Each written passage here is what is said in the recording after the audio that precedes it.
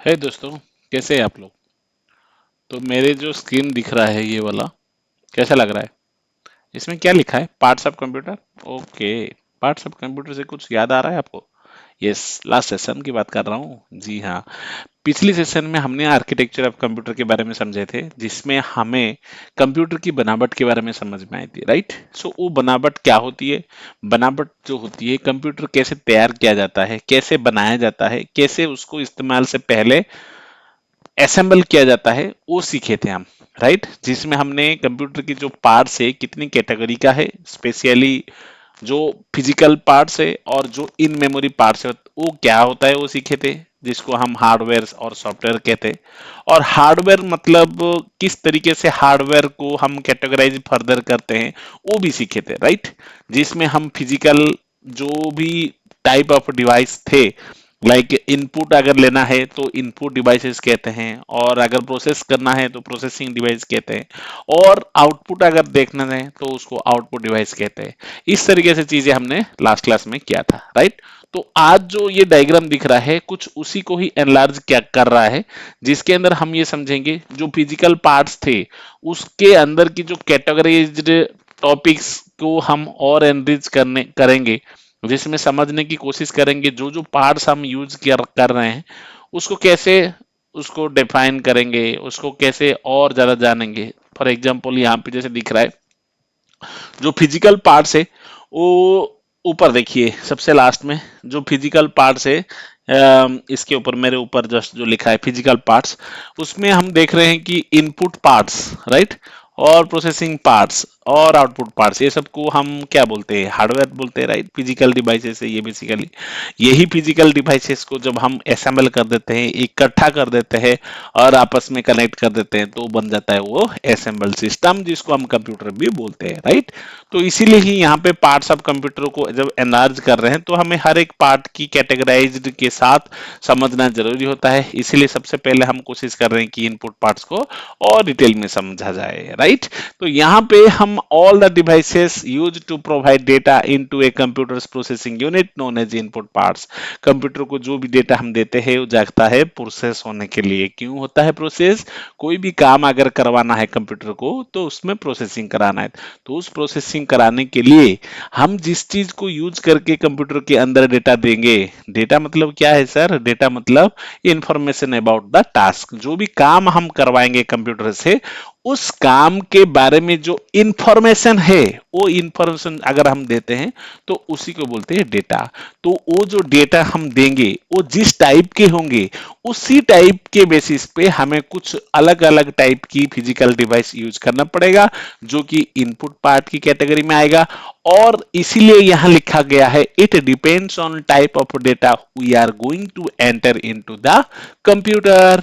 जैसे कि एग्जांपल अगर हम टेस्ट डेटा देते हैं, हम देखो कोने में देखो, अगर टेस्ट डेटा देते हैं तो क्या आएगा, तो हम उसको यूज करेंगे टाइपिंग करके कंप्यूटर के अंदर देने के लिए। तो कंप्यूटर को टाइप करने के लिए देने जब देते हैं तो क्या जाता है, दिस इज द कीबोर्ड। तो ये जो कीबोर्ड हम यूज करेंगे, ये कीबोर्ड क्या करेगा, सिंपली हमें टाइपिंग करके डेटा हमारा कंप्यूटर के अंदर छोड़ देगा। और इसी से ही हमें हेल्प हो जाएगी हमारा जो टास्क के रिलेटेड इंफॉर्मेशन है। सपोज मान लीजिए कि मैं 2 नंबर की रिजल्ट चाहता हूं, एडिशन में, सब्ट्रैक्शन में, मल्टीप्लिकेशन में, डिवीजन में, कोई भी टाइप की डेटा को हमें रिजल्ट निकालनी है। तो उस केस में मैं क्या करूंगा, सबसे पहले अपने कीबोर्ड को यूज करूंगा और वो नंबर 2 नंबर जो है वो एंटर कराऊंगा कंप्यूटर के अंदर। तो उसके लिए मुझे क्या करना पड़ेगा, टाइप करना पड़ेगा। टाइप करने के लिए क्या करोगे, आप कीबोर्ड लेके आओगे जिसके थ्रू हम टाइप करके देंगे, this is known as text data, जिसको हम कंप्यूटर के अंदर देंगे, राइट। उसी के बाद कुछ एक्शंस करेंगे, लाइक कुछ माउस में क्लिक कर सकते हैं, या फिर कोई चीज को इधर से उधर मूव कर सकते हैं, या फिर कुछ ऐसे काम कर सकते हैं जो कि एक्शनेबल आइटम होगा। एक्शनेबल डेटा मतलब कुछ भी आप अगर एक्शन लेते हो कंप्यूटर के लिए या कंप्यूटर के अंदर, उसके लिए जो सामान की जरूरत होती है उसको बोलते हैं mouse. This is the mouse.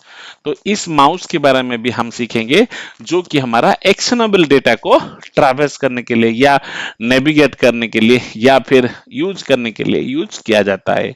इसी तरीके से मान लीजिए कि मैं अपना फोटो को कंप्यूटर के अंदर डालना चाहता हूँ। फोटो मतलब डिजिटल पिक्चर, राइट। तो डिजिटल पिक्चर को अगर जब मैं कंप्यूटर के अंदर डालना चाहता हूँ, कैसे डाल पाऊंगा? मेरे पास एक फोटो है, पास फोटो है, मैंने कहीं से खिंचवाया था, उसको मुझे कंप्यूटर के अंदर डालना है ताकि मैं किसी को मेल कर पाऊं कि मेरे रेज्यूमे में अपडेट कर दे, या फिर मेरे पास रेज्यूमे जो है मेरे सिस्टम में है उसमें मैं अपना फोटो लगाना चाहता हूं, तो कैसे करूंगा? तो उसके लिए मुझे क्या करना पड़ेगा?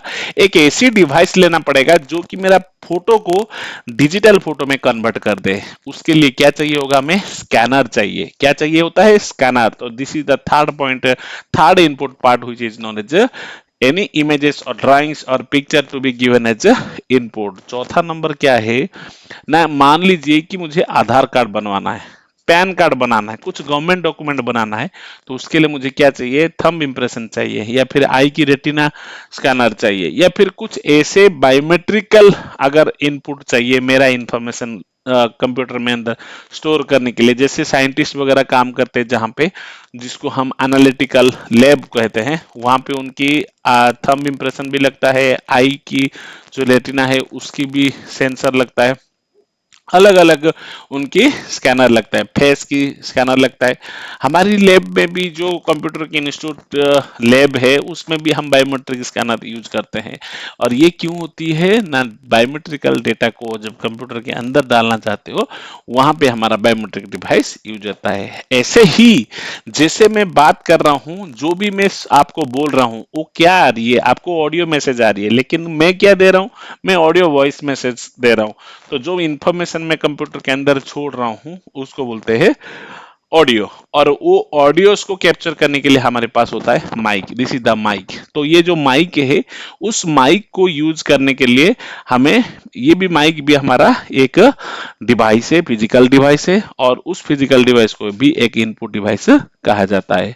लाइक दिस, जो मेरे एक्शन से है, मैं जैसे दिख रहा हूं आपको, है hello hi how are you, तो ये जो पिक्चर है, ये जो वीडियो है, एक्चुअली ये पिक्चर नहीं है वो वीडियो है, तो ये वीडियो डेटा को जब मैं अंदर डालता हूं तो उसके लिए मेरे पास जो, जिससे आप ये देख रहे हो उसको बोलते हैं वेब कैम।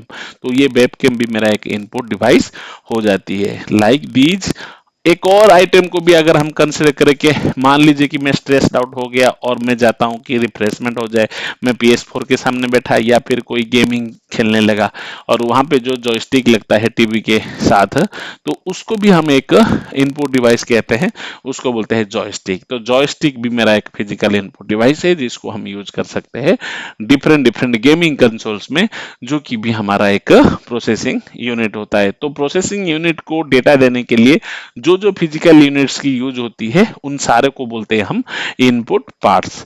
तो आज की सेशन में हम इनपुट पार्ट्स तक ही रहते हैं। नेक्स्ट सेशन में हम टारगेट करेंगे कि प्रोसेसिंग पार्ट्स और आउटपुट पार्ट्स को कैसे कवर करेंगे, और खास करके keyboard, mouse, scanner, biometric device, mic, webcam, joystick, इन सारे आइटम्स को एक एक टॉपिक को हम क्लोजन करेंगे। Thank you so much. Will connect you very soon. Bye.